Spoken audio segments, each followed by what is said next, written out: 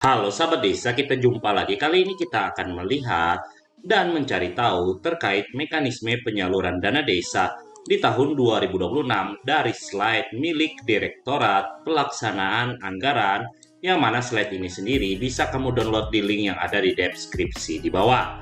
Nah, kita langsung saja untuk melihat informasi yang pertama. Di sini bisa kita lihat terkait kebijakan penyaluran dana desa tapi tahunnya 2025, mungkin maksudnya adalah 2026. Nah, kenapa di sini maksudnya 2026? Karena jika kita melihat bahwa untuk dana desa yang dikhususkan KDMP ini adalah di tahun 2026, bukan di tahun 2025. Jadi kita akan coba melihat informasi yang ada di slide ini.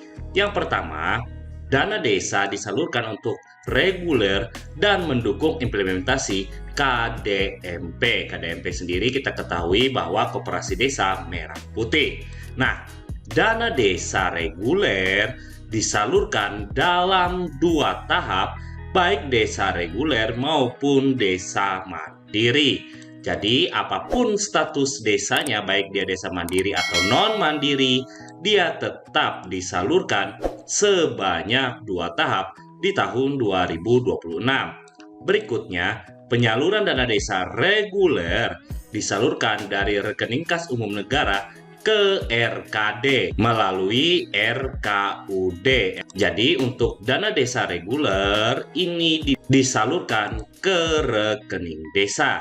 Berbeda, untuk penyaluran atau dana desa untuk KDMP disalurkan dari RKUN ke rekening penampung penyaluran dana desa, yang artinya untuk dana desa yang mendukung implementasi KDMP tidak disalurkan ke RKUN, tapi ke rekening penampung penyaluran dana desa yang mana terpisah dari rekening kas desa.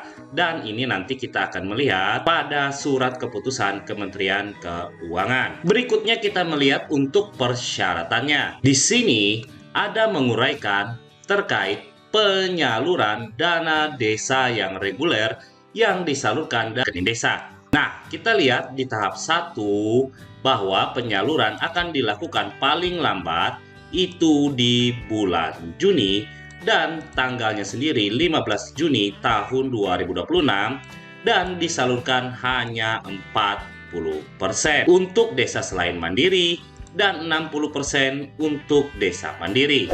Syaratnya sendiri yang dilengkapi oleh pemerintah desa, yang pertama peraturan desa tentang APBD desa, dan selanjutnya laporan realisasi dan capaian keluaran tahun 2025 dan juga daftar rekening desa. Selain ini bukan yang dilengkapi desa, namun dilengkapi oleh kabupatennya. Berikutnya jika kita melihat di tahap 2, di sini disalurkan paling cepat di bulan April dan paling lambat itu mengikuti langkah-langkah akhir tahun anggaran 2026, dan penyalurannya 60% untuk desa selain mandiri dan 40% untuk desa mandiri.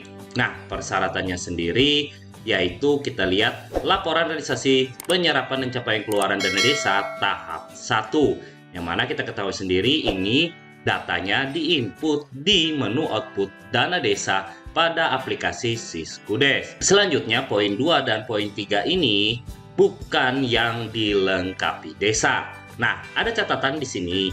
Misalkan pemerintah desa tidak menerima dana desa tahap 1 karena sudah lewat batas waktu, yaitu di bulan Juni atau 15 Juni di tahun 2026.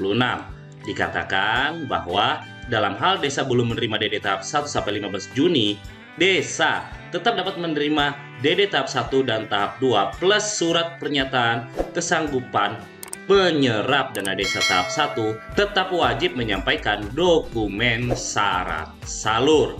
Jadi jika kita melihat, jika pemerintah desa sudah melewati tanggal 15 Juni, namun belum melakukan pengajuan dana desa tahap 1 sehingga melewati batas waktu, desa tersebut tetap dapat menerima DD tahap 1 sekaligus DD tahap 2, namun ada syarat tambahan, yaitu surat pernyataan kesanggupan menyerap dana desa tahap 1-nya.